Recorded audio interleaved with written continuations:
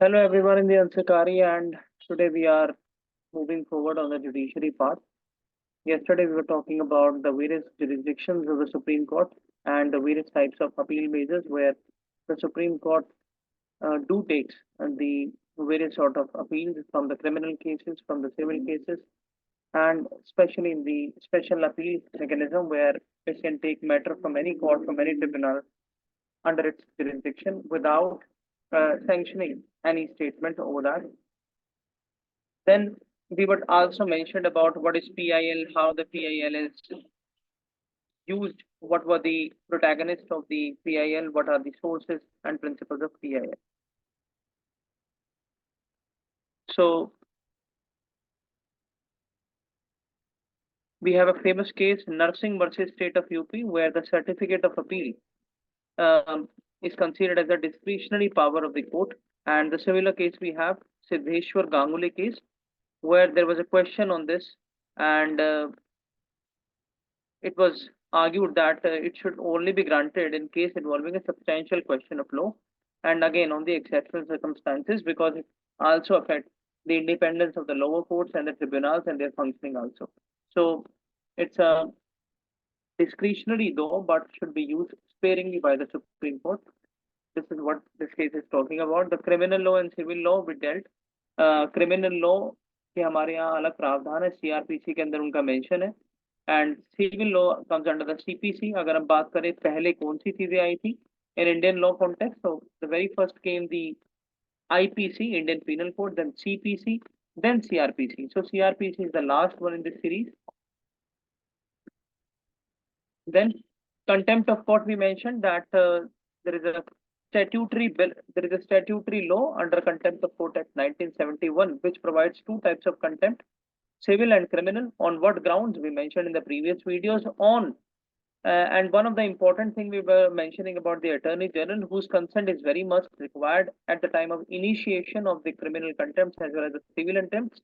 And the Attorney General can also recommend to the Supreme Court to reduce the fees or the fines or the penalties which is imposed under these charges.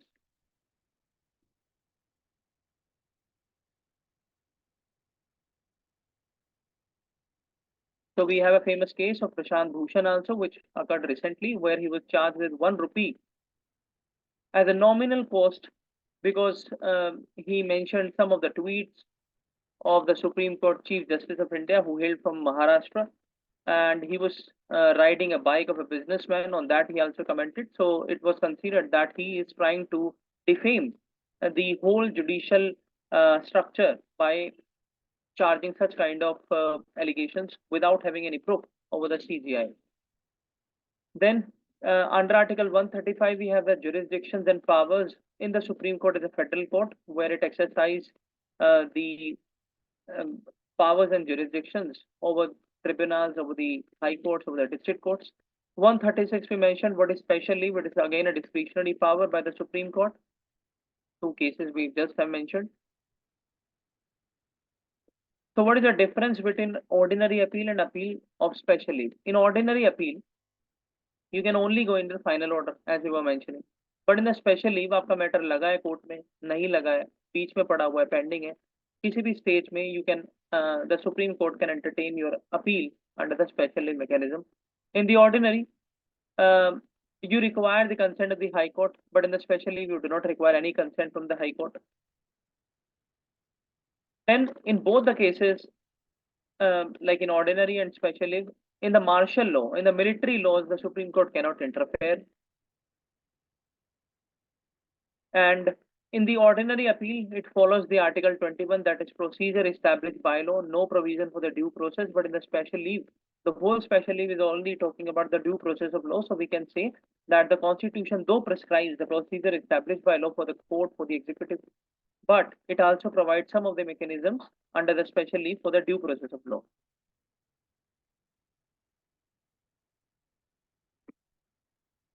Then enlargement of the Supreme Court, the Parliament can do enlargement of the Supreme Court when it will make a special law by the special majority of both the houses of the Parliament, and it can increase, but it cannot decrease the jurisdiction of the Supreme Court. This we have the provision here.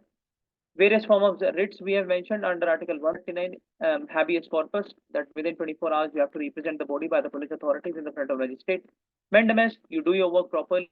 Prohibition, you do not do anything. Warrant, by what sanctions you are having this designation, prove it. And certiorari, just transfer the matter from one high court to another or from one district court to the another.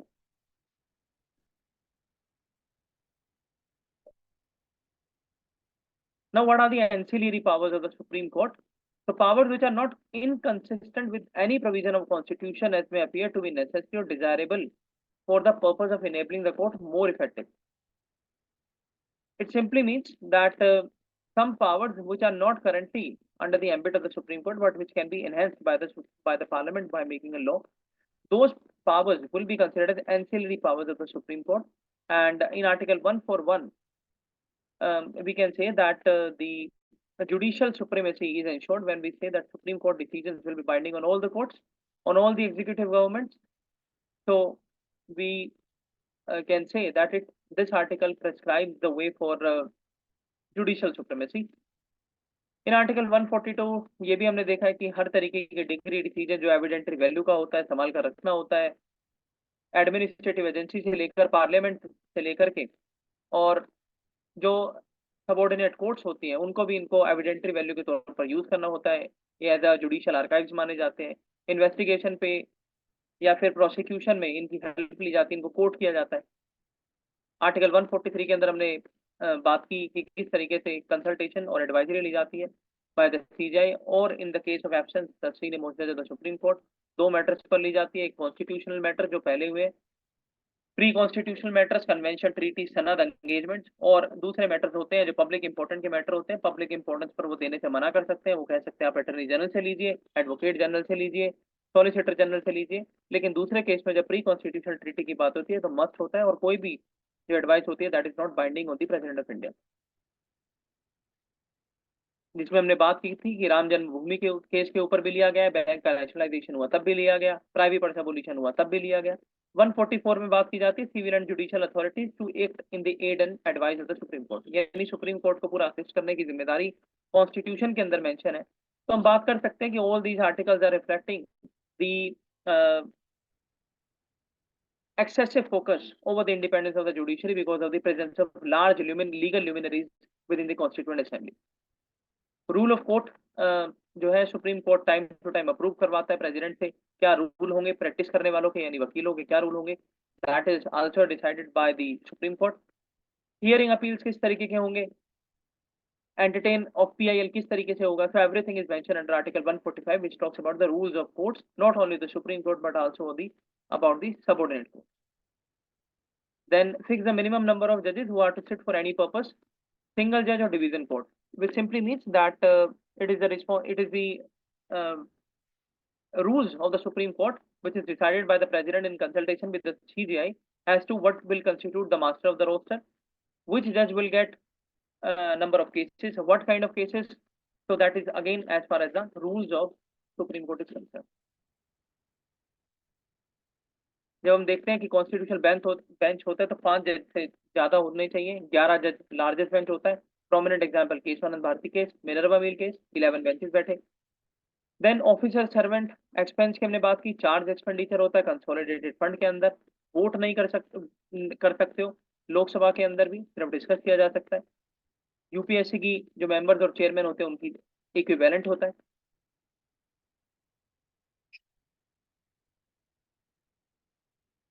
These are various doctrine जिनकी हमने बात की थी कि doctrine of natural justice होता है, doctrine of liberal interpretation होता है। लिबरल इंटरप्रिटेशन के अंदर ये देखा जाता है कि फंडामेंटल राइट्स या डायरेक्टिव प्रिंसिपल्स में से किसको अपहोल्ड किया जाए। टेरिटोरियल नेक्सस के अंदर देखा जाता है कि किस तरीके से जो सेंटर ऑफ स्टेट के रिलेशंस हैं उनका जुरिस्डिक्शन कहाँ तक सीमित है। डॉक्ट्रिन ऑफ हार्मोनियस कंस्ट्रक्शन के अंदर रिलेशन देखा जाता है directive principle and fundamental rights का, social versus individual interest ka, and there are some other these doctrines which Supreme Court along with various high courts use. So we have a doctrine of prospective overruling. इसका मतलब क्या होता है कि any interpretation given to any provision or any law declared by Supreme Court shall not be given a retrospective application, यानी पुरानी date से नहीं आएगा कि आपने आज जो है वर्डिक्ट दी है और वो पुरानी डेट से लग रही है, ऐसा नहीं होगा। Prospective value and we applied only to cases arising after the ruling, यानी आप किसी को सजा दे सकते हैं, जो वर्डिक्ट आप देंगे वो करंट बेसिस पर अप्लाई होनी चाहिए। ऐसा नहीं है कि आप पुरानी डेट पर या फिर पुराने कानून के बिहाफ पर उसको अप्लाई करवा रहे हैं। और इसमें हम देख सकते हैं कि section 66 of the IT act और श्रेया सिंगल केस कहीं ना कहीं इस डॉक्ट्रिन का यूज दर्शाता है। डॉक्ट्रिन ऑफ एक्लिप्स की अगर हम बात करें तो ये आर्टिकल 13(1) से रिलेटेड है, जिसके अंदर बात की जाती है कि कोई भी लॉ जो डिरोगेशन में है फंडामेंटल राइट्स के, उसको नल एंड वॉइड डिक्लेयर किया जाता है। तो कहीं ना कहीं ये फंडामेंटल राइट्स को बचाने की बात करती है डॉक्ट्रिन। डॉक्ट्रिन ऑफ सिविरेबिलिटी, ये भी आर्टिकल 13 से रिलेटेड है, यानी फंडामेंटल राइट का अगर डिरोगेशन इनकंसिस्टेंसी करोगे तो your law will be declared unvoid. Natural justice के अंदर हमने देखा कि किस तरीके से जो फंडामेंटल राइट्स भी हुए, उसके बाद आर्बिट्री एक्शन हुए गवर्नमेंट के, उसके बाद डायरेक्टिव प्रिंसिपल्स के अंदर जो लार्जर सोशल इंटरेस्ट की बात होती है, उन सारी चीजों को अपहोल्ड करने के लिए doctrine of natural justice use की जाती है। लिबरल इंटरप्रिटेशन के अंदर हम देख सकते हैं कि किस तरीके से अपनी ही जो जुरिडिक्शन, अपनी जो वर्डिक्ट है उनको दोबारा से रिव्यू करते हैं। लिबरल इंटरप्रिटेशन यानी जो सोसाइटल इंटरेस्ट और मॉडर्न जो फिनोमिनल चेंजेस होते हैं सोसाइटी के अंदर, उन दोनों को इनकॉर्पोरेट करके अपने डिसीजन देना। डॉक्ट्रिन ऑफ पब्लिक ट्रस्ट, तो MC Mehta versus Kamalnath case, Kamalnath ये वही कमलनाथ है जो वो CM of Madhya Pradesh. Idea of theory that certain common properties such as river, sea shore, forest, air held by government in trust for the free and use for general public. तो public trust यानी जो common property है वो किसके under रहेगी, state के अंदर रहेगी, गवर्नमेंट की किस एजेंसी के अंदर रहेगी, अगर दो स्टेट के बीच में तो किसके पास रहेगी। तो इसके अंदर हम बात कर सकते हैं कि जो कावेरी पैक्ट है वो भी, उसके अंदर भी doctrine of public trust use होती है। Doctrine of pith and substance, article 246, 246 क्या बात करता है, separation of power, union list, central list, concurrent list, किस तरीके से वो डिसाइड होगा उसकी बात होती है।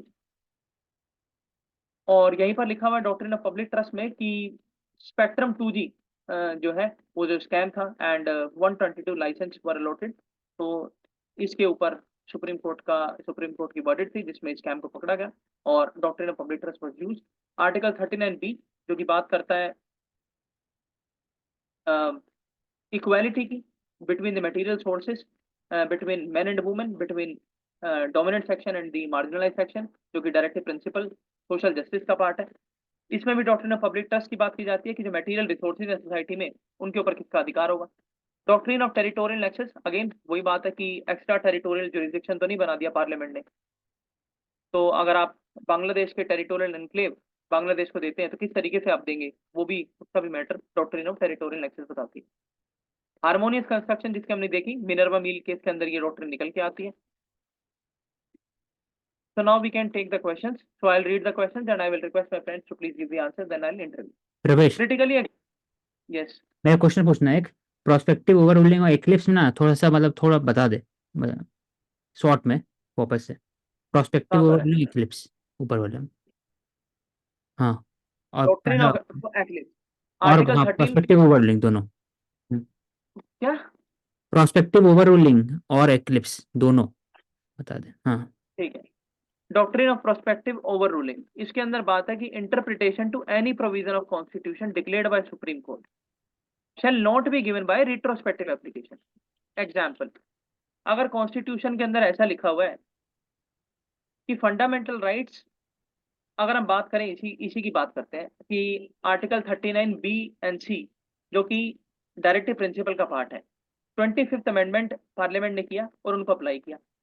अप्लाई करने के बाद उन्होंने बोला कि आर्टिकल 14, 19 नहीं, पूरे के पूरे फंडामेंटल राइट नीचे आ गए 39B एंड C के नीचे। और दूसरी चीज हम क्या कर रहे हैं कि आप जुडिशियल रिव्यू भी नहीं कर सकते। लेकिन जब इस कानून के ऊपर, अब ये कानून है क्योंकि उन्होंने कॉन्स्टिट्यूशन को अमेंड किया, तो जब उन्होंने उस कॉन्स्टिट्यूशन को, मतलब उस आर्टिकल को इंटरप्रेट किया, ये तो बेसिक स्ट्रक्चर छीन रहा है, ये तो वायलेशन ऑफ फंडामेंटल राइट कर रहा है, ये तो वायलेशन ऑफ पार्लियामेंट्री डेमोक्रेसी भी कर रहा है, ये तो violation of separation of power भी कर रहा है। तो जब उन्होंने डिक्लेयर किया है तो वो उस टाइम पे डिक्लेयर किया और उस टाइम के बाद उस चीज के ऊपर एक्शन होगा। ये नहीं है कि पहले जो कानून बनाए हैं पार्लियामेंट ने, पिछली डेट से उनको बोले जा रहा है कि 9th शेड्यूल में 1951 ने जवाहरलाल नेहरू जी ने भी यही काम किया, उसको भी हम डिलीट कर रहे हैं। ऐसा नहीं कर सकते हो, वो जो पहले हो गया हो गया। आज की डेट के बाद आप डिसीजन लो, आज की डेट के बाद अगर आपने किसी कानून को नल एंड वॉइड डिक्लेयर किया तो उसका इफेक्ट बेशक से पहले था, रहने दो, आज की बात नहीं होगा। इसका मतलब ये है, यानी करंट में जो आपने ठीक, जुरिस्डिक्शन, एग्जाम्पल जैसे एग्जाम्पल जैसे कैन एनर्जी जो था, India had use retrospective taxation against that body, UK कोई हम्म थे, तो 1.2 हम्म बिलियन डॉलर का उनको मिला था settlement lawsuit, Indian government had to pay that, क्योंकि वो तो हाँ इसी का पार्ट हो जाता है ना प्रोस्पेक्टिव ओवर रूलिंग, कि पीछे से उन्होंने हम्म टैक्सेशन कर दिया था, रेट्रोस्पेक्टिव टैक्सेशन, तो ये गलत था। इसमें है कि नहीं, पीछे टेलीकॉम सेक्टर का भी है, टेलीकॉम सेक्टर का भी एग्जाम्पल है कि जो हाँ रेवेन्यू टेलीकॉम बेस्ड, का हाँ। ये सुनंदा कोचर वाला मामला है ना वो। नहीं, हम्म, पूरा जो टैक्स, वो टेलीकॉम इंडस्ट्री है उनके रिगार्डिंग जो टैक्सेशन का है कि आप आपका जो ओवरऑल पूरा रेवेन्यू है उसको पहले वाली डेट से अप्लाई करके आपका टैक्स रेवेन्यू कैलकुलेट किया जाएगा, तो वो भी ये इसी चीज के ऊपर ही है। तो वहां पर तो टैक्सेशन का मामला, वहां पर बोल रहा है कि रिट्रोस्पेक्टिव से आएगा, लेकिन यहाँ पर बोल रहा है रिट्रोस्पेक्टिव से नहीं आएगा, यही है। हाँ, तो वहां पे नहीं आएगा ना, वहां पे भी नहीं होना चाहिए, यही तो हाँ पूरा इशू है ना, टेलीकॉम हम्म इंडस्ट्री नहीं चाहती कि पहले से हो। हाँ और गेमिंग इंडस्ट्री का भी यही है कि लॉ तो अभी आया 28% जीएसटी, तो आपने अभी बाद में डिसीजन लिया है, पर इसमें भी बोल रहे हैं कि रेट्रोस्पेक्टिव टाइम पीरियड से आपका वो पूरा टैक्स कैलकुलेट किया जाएगा। तो ये गलत है तो नहीं मतलब। होनी। हाँ, ठीक है, आप बताए, एक्लिप्स बता दे सर मैं। डॉक्ट्रिन ऑफ एक्लिप्स के अंदर आर्टिकल 13 की बात की जाती है। यानी आर्टिकल 13 के अंदर क्या लिखा हुआ है, आर्टिकल के 13 के अंदर लिखा हुआ है, any law which is made by parliament, statutory, constitutional amendment, और any law which is made in society, example natural law, religious laws, personal laws, अगर पूरी कैटेगरी ऑफ लॉ में से कोई भी लॉ आपके फंडामेंटल राइट्स को हर्ट करता है, तो इसका मतलब ये है कि that law will be declared by court as derogation of fundamental right and unconstitutional. तो उस चीज को, उस कानून को, फंडामेंटल राइट, जब कोई भी कानून है वो फंडामेंटल राइट को हर्ट कर रहा है, उसका जो पता लगाना है वो डॉक्ट्रिन ऑफ एक्लिप्स यूज करके पता लगाया जाता है कि कैसे कर रहा है, और कर रहा है तो वह डिरोगेशन ऑफ फंडामेंटल राइट है, नल एंड वॉइड।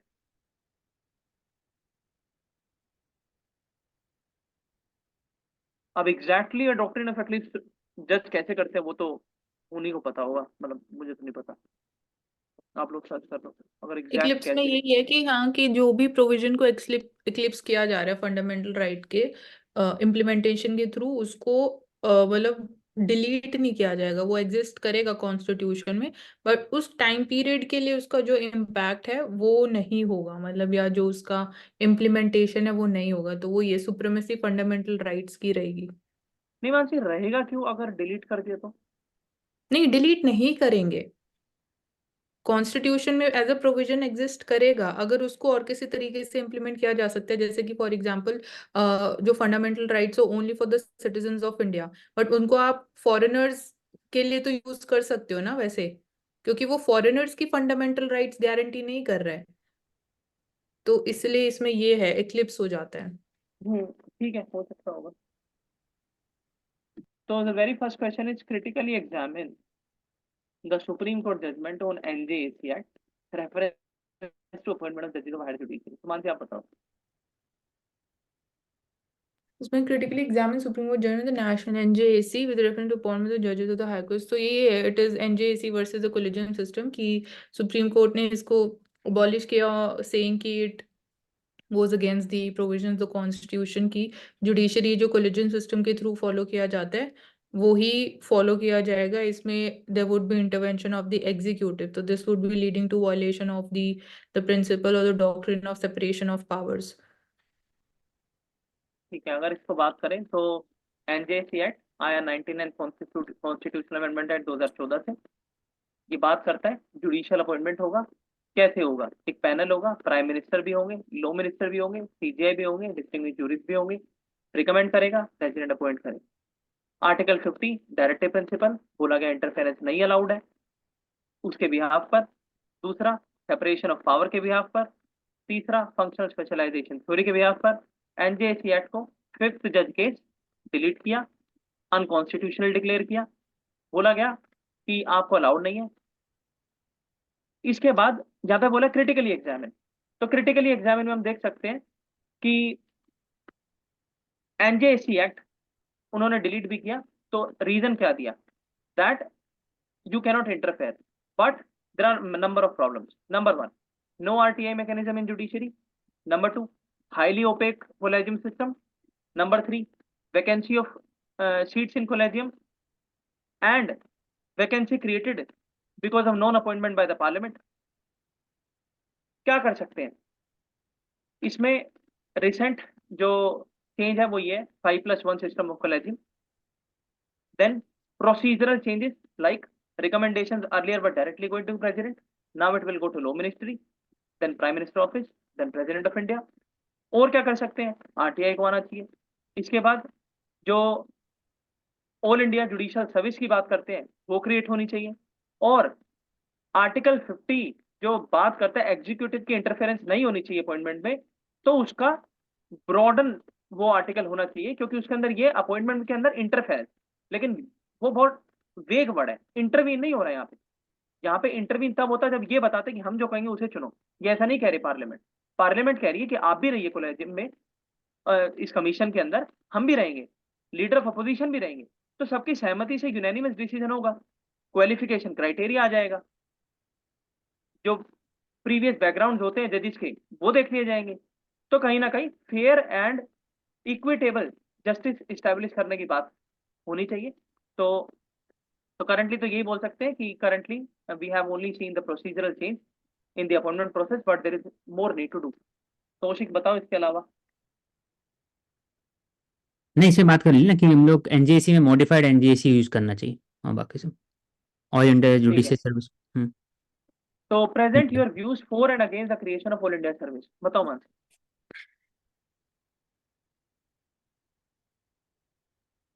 ये इन डिटेल डिस्कस किया था कि वही कि ऑल इंडिया जुडिशियल सर्विसेज के लिए एफिशिएंसी इन्हांस करने के लिए जो वैकेंसीज हैं उनको फिल करने के लिए एक यूनिफॉर्म स्टैंडर्ड रहेगा ऑल अक्रॉस इंडिया, तो ये पॉइंट्स फॉर बोल सकते हैं. और अगेंस्ट में भी से कि जो फर्स्टली ट्रेनिंग के रिगार्डिंग जो थोड़े बहुत चैलेंजेस आएंगे वो एक कंसर्न है. एंड अगेंस्ट में आप बता मैं दो बोलूँ क्या हो सकता है. प्रवेश? हाँ बोल रहे हैं. देख, फॉर में बोलेंगे, फॉर अगेंस्ट है, दो तोड़ेंगे. तो फॉर में बोलेंगे कि एक यूनिफॉर्मिटी होगा, cadre just like IAS officers हर जगह में uniformity, cadre, pendency of cases कम हो सकता है, और फिर ट्रांसफर में आसानी हो सकता है, जुडिशियल में नेपोटिज्म कम हो सकता है, मेरिट बेस पर सिस्टम हो सकता है. अगेंस्ट में बोलेंगे कि रीजनल स्पेसिफिक लॉज डिफरेंट होते हैं, तो इसलिए वहां पर ट्रेनिंग करना जरूरत पड़ेगा. दूसरा कि लोकल कस्टम सब चीज़ डिफरेंट होती है, लैंग्वेज डिफरेंट होता है, तो लोकल लैंग्वेज का पता होना जरूरी है. तो एक, और थर्ड है वो सेकंड में बोलेंगे कि हाई कोर्ट और सुप्रीम कोर्ट में जो क्लियर कट थोड़ा डिवीजन ऑफ पावर नहीं, इंटीग्रेटेड जुडिशरी है, लेकिन उनका थोड़ा डिस्ट्रिक्ट कोर्ट, हाई कोर्ट और उनका डिफरेंट होता है as compare to central state government में. तो वहाँ पर यहाँ मतलब थोड़ा मॉडिफिकेशन चाहिए लोकल. तो और क्या बोल सकते हैं? ठीक है, मैं बोलता हूँ जो ऑल इंडिया जुडिशियल सर्विस है, all India judicial service under article 312 close 1 के अंदर राज्यसभा क्रिएट करवा सकती है, राज्यसभा का रेजोल्यूशन पास करके. पहली चीज. दूसरा, जरूरत क्यों है? तो हमने देखा है पेंडेंसी है, ट्रायल और अंडर ट्रायल का मिक्सचर है, करप्शन है. हम्म. जैसा कि सुबह मानसी ने बताया 85% डिस्ट्रिक्ट कोर्ट में पेंडेंसी है, 80,000 जो है सुप्रीम कोर्ट के अंदर है. इसके अंदर फोर मतलब बेनिफिट क्या है? सबसे पहला, यूनिफाइड तुमने बताया मेरिटोरियस को अपहोल्ड करेगा. जुडिशरी के अंदर कोई मेरिट नहीं है अभी फिलहाल में, जिसको जो अच्छा लगता है उसको उठा के जज बनाते हैं, तो मेरिटोरियसनेस आएगी. दूसरा, क्वालिफिकेशन होगी जजेस की, क्वालिफिकेशन के बिहाफ में सिलेक्शन होगा, ट्रांसपेरेंट सिलेक्शन होगा, नई बॉडी बनेगी जैसे कि यूपीएससी है, तो इस तरीके से एक union public service commission for judiciary बनेगा. स्टेट में अलग बनेगा HPSC, या फिर वही इनका एग्जाम ले लेंगे. इसके बाद जो ऑल इंडिया जुडिशियल सर्विस है वो रीजनल जो जुडिशियल इनएक्सेसिबिलिटी है उसको पूरा करेगी. लिंग्विस्टिक बैरियर जो है उनको हटाएगी, क्योंकि मल्टीलिंगुअल सर्विस बनाई जाएगी इसको. जैसे कि अभी IAS IPS में होता है कि आपको 1 साल के लिए लैंग्वेज सीखो, उसके बाद आपको कैडर एलोकेट होता है, तो वो भी इनके साथ होता है. अब दिक्कत क्या है? सबसे पहला, जुडिशरी का बजटरी आउटले इतना नहीं है कि इनका हो सके. क्यों? इंफ्रास्ट्रक्चर क्रिएट करना पड़ेगा. इसके अलावा IAS IPS को डिस्ट्रिक्ट के अंदर भेजा जाता है, तो इस तरीके से डिस्ट्रिक्ट में भेजने के लिए अलग बहुत मात्रा में, मतलब अगर हमारे यहाँ 650 डिस्ट्रिक्ट है तो 650 all India judicial service personal चाहिए और उसके अंदर भी ग्रेड चाहिए, फर्स्ट जज, सेकंड जज, थर्ड जज, डेप्यूटी। तो बहुत सारी सर्विस इंस्टीट्यूशनल स्ट्रक्चर क्रिएट करना पड़ेगा, उसके लिए पैसा चाहिए। अलग अलग ऑफिसेज बनाने पड़ेंगे, रीजनल बेंचेज ही नहीं बन पा रहे हैं अभी, तो उसकी भी कॉस्ट चाहिए। तो लॉजिस्टिक और इंफ्रा में ये आ गया, इंस्टीट्यूशन में ये आ गया। इसके अलावा जो रीजनल आप बोल रहे हो और लैंग्वेज, वो आई थिंक चैलेंज नहीं है, क्योंकि जब IAS IPS सीखते हैं भाषा तो ये भी सीख लेंगे, क्या बड़ी बात है। हम्म। तो और दूसरा ये कि जो जब ये सीखेंगे तो पेंडेंसी ऑफ केसेस घटेगी और करप्शन जो है वो कहीं ना कहीं घटेगा। क्यों? क्योंकि इनका जो कंडक्ट रूल्स होंगे, इनके जो जुडिशियल सर्विसेज के जो रूल्स होंगे, वो इनको प्रिवेंट करेंगे और इनको सपोर्ट करेंगे, क्योंकि कि जो लोअर जुडिशरी के अंदर करप्शन है, मिसमैनेजमेंट है, इनएफिशिएंसी है, बेल आउट प्रोविजन के अंदर जो मिसमैनेजमेंट होता है वो कम हो, और ये कैटलिस्ट होंगे डिजिटाइजेशन करने को, डिजिटलाइजेशन करने का इंडियन जुडिशरी का एट द लोअर लेवल। तो बॉटम अप अप्रोच को भी बढ़ावा देंगे। तो कहीं ना कहीं नुकसान कम है, फायदे ज्यादा है। तो मुझे लगता है कि इस तरफ हमें बढ़ने की जरूरत है। ठीक है। देन हाउ कैन अ जज of supreme court be remove? तो बताओ मानसी। इम्पीचमेंट के थ्रू टॉक्ड अबाउट कि रेजोल्यूशन इम्पीचमेंट नहीं होता दोनों ना, रिमूव होता है। हाउस में। नहीं नहीं नहीं, नहीं, यहाँ इम्पीच होता है इम्पीचमेंट ही ना होता है। जज। इम्पीचमेंट तो ठीक है, मतलब मैं बता देता हूँ। प्रेसिडेंट ऑफ इंडिया होता है ना, वाइस नहीं प्रेसिडेंट भाई, इज रिमूव्ड और जज नहीं, इज रिमूव्ड। प्रेसिडेंट और नहीं, सुप्रीम कोर्ट के इम्पीचमेंट ही जजेस के लिए होता है। इम्पीचमेंट बॉडी यूज होता है। ओ, हाँ। और vice president is supreme removed. Court vice president के लिए रिमूव होता है, क्योंकि वो जो मतलब उसको इम्पीचमेंट वोट्स के लिए यूज नहीं होता है। ठीक है। तो कैसे रिमूव होता है? इम्पीचमेंट प्रोसेस पूरा नाम है। रेजोल्यूशन जो है इधर houses of the present parliament में प्रेजेंट किया जा हाँ। सकता है, कोई रिस्ट्रिक्शन है। और आई थिंक जो पास होना चाहिए स्पेशल मेजोरिटी से पास होना चाहिए दोनों हाउसेज में। अब वो स्पेशल मेजोरिटी होगा कि majority of total, majority of total absolute majority plus नहीं नहीं, प्लस प्लस कुछ नहीं आएगा, एब्सोल्यूट ही आएगा। एब्सोल्यूट। हाँ हाँ, अब दोनों दो तरफ से। कंडीशंस होते हैं स्पेशल मेजोरिटी तो में। इसके अंदर 2/3 ऑफ कि मेजोरिटी आप ऑफ द होता है ना हाँ। टोटल। इम्पीचमेंट रेजोल्यूशन जब लाते हो तो 50 लोग लोकसभा के अंदर इनिशियल सपोर्ट करने चाहिए, राज्यसभा के अंदर, और 100 लोग राज्यसभा के अंदर। क्या चार्ज है? Misbehaviour, incapacity. कैसे चार्ज 100 होगा? लोग राज्यसभा के प्रूफ अंदर में, करना दोनों 50 होगा है। ना। अरे दोनों क्यों होगा? 50 होगा राज्यसभा में, 100 होगा लोकसभा में। हाँ, उल्टा बोला था। क्योंकि लोकसभा में ज्यादा नंबर्स है ना। हाँ, ठीक है। तो मिसबिहेवियर, इनकैपेसिटी, किस तरीके से मोशन सबमिट करवाओ, स्पीकर चेयरमैन करेंगे नहीं करेंगे उनकी मर्जी। दूसरा, कंस्टिट्यूट करेंगे कमेटी, 3 मेंबर कमेटी, जिसके अंदर CJI होंगे, एक जज होंगे और एक प्रेसिडेंट के हिसाब से डिस्ट्रिक्ट जूरिस्ट होंगे। तीनों पढ़ेंगे with in a time frame, study करेंगे। अगर पास कर देते हैं कि हाँ मिसबिहेवियर किया, इनकैपेसिटी है, तो उसके बाद दोनों हाउसेस स्पेशल मेजोरिटी के साथ पास करेंगे, और प्रेसिडेंट के लिए कंपल्शन है कि उसको रिमूव करना है। What is the position of Supreme Court under the Constitution of India? How far does it play its role as the guardian of Constitution? तो अगर बात करें पोजीशन क्या है सुप्रीम कोर्ट की, फेडरल कोर्ट ऑफ अपील है, ultimate interpreter of the constitution है, अलग अलग तरीके से एडवाइस देती है प्रेसिडेंट को 2 मैटर्स पर। इसके बाद पोजीशन ऑफ सुप्रीम कोर्ट, पूरी जो जुडिशरी है उसकी इंडिपेंडेंस को इंश्योर करती है, जुडिशियल सोवरेनिटी को अपहोल्ड करती है, सेपरेशन ऑफ पावर और functional specialisation, parliamentary democracy, basic structure, federalism को अपहोल्ड करती है, फंडामेंटल राइट्स और डायरेक्टिव प्रिंसिपल्स के बीच में हार्मोनियस कंस्ट्रक्शन इस्टेब्लिश करवाती है, और अलग अलग तरीके से जुरिसडिक्शन यूज करती है, जिसमें हमने बात की सेंटर स्टेट के रिलेशन में अगर दिक्कत है उनको शॉर्ट आउट करती है, प्रेसिडेंट वाइस प्रेसिडेंट के इलेक्शन का मैटर है उनको डील करती है। उसके बाद अलग अलग तरीके से जस्टिस की बात करती है, नालसा अंडर आर्टिकल 39A, उसकी सुप्रीम कोर्ट की कमेटी भी है। इसके अलावा डायरेक्शन देती है ट्रिब्यूनल्स को, कोर्ट को, डिस्ट्रिक्ट कोर्ट को, हाई कोर्ट को, सबऑर्डिनेट कोर्ट को। इसके बाद इनके जो वर्डिक्ट्स होती हैं, टेस्टिमनी, एविडेंटरी वैल्यू होती है, जुडिशियल आर्काइव माने जाते हैं। How far does it play its role as guardian of constitution? तो हमने देखा अलग अलग इनके केसेस हैं, शुरुआत करें शंकर प्रसाद केस से लेकर, और आज के टाइम में केशवानंद भारती, मिनर्वा मिल से लेकर के अभी हम देख सकते हैं राम जन्मभूमि टाइटल डिस्प्यूट और ज्ञानवापी मस्जिद टाइटल डिस्प्यूट। ऐसे ऐसे मामलों पर जब भी societal interest versus community interest, individual interest versus communitarian interest की बात आती है, तो सुप्रीम कोर्ट ने हमेशा कॉन्स्टिट्यूशन को अपहोल्ड करने की बात की है। और जितने भी इंटरस्टेट और इंटरस्टेट डिस्प्यूट्स हैं या फिर टेरिटोरियल रिवर डिस्प्यूट्स हैं, उनके ऊपर भी कॉन्स्टिट्यूशन की डायरेक्शन देती है। तो इसके अलावा मानसी और रोशिका आप बता सकते हो। इसमें प्रवेश आर्टिकल नंबर क्या है कॉन्स्टिट्यूशन उसके लिए सुप्रीम कोर्ट के लिए? 124 to 147। ओके ठीक है। और तो कॉन्स्टिट्यूशन कुछ ऐड नहीं गाइडलाइंस को मेंटेन करता है, मोरालिटी को मेंटेन करता है, गार्जियन है, फाइनल इंटरप्रिटेशन ऑफ कॉन्स्टिट्यूशन है। ठीक है। Hmm, is it possible to distinguish between judicial review activism? हाँ सही बात है। Does the recent behavior of the Indian judiciary partake more of judicial activism? Argue is suitable example. तो मानसी बताओ इसमें जो आप। फर्स्ट आप बोल रहे हैं कि डिस्टिंग्विश करना, तो ऐसा कोई डिफाइंड वो नहीं है बेसिस की जिसके बेसिस पे आप डिस्टिंग्विश कर सकते हो, नहीं नहीं, तो नहीं कर डिस्टिंग्विश कब सकते। कर सकते हो? कैसे नहीं कर सकते हो? जुडिशियल रिव्यू और एक्टिविज्म है, ठीक है। हाँ हाँ, जुडिशियल एक्टिविज्म और ओवर रीच के बीच में नहीं कर सकते हैं, ठीक है। तो does the recent behaviour of Indian judiciary partake more judicial activism, तो इस पे ये नहीं बोलेंगे कि यस, बट जहाँ पे रिक्वायर्ड केसेस है, फॉर एग्जांपल देखे कि जो क्रैकर बैन था एक वो एग्जांपल है, लिकर बैन ऑन हाईवेज ऐसे वो बोल एक सकते हैं एग्जांपल है। न्यूआंसेस लिख तो करके। यहाँ पे हाँ, कि इंडियन जहाँ जुडिशरी जो है उनका जो बाउंड्री है for activism it has increased over the years, ऐसे करके, रादर देन कि मतलब बोल सकते हैं कि चैलेंजेस जहाँ पे जुडिशल एक्टिविज्म। इसमें इसमें अगर मैं पार्लियामेंट इज बोलूँ नॉट तो is making it law. Possible लिखा हुआ है, तो हाँ पॉसिबल तो है। क्यों पॉसिबल है? क्योंकि जुडिशियल रिव्यू जो है आर्टिकल 13 से, आर्टिकल 246 से, आर्टिकल 226 से डिराइव हुआ।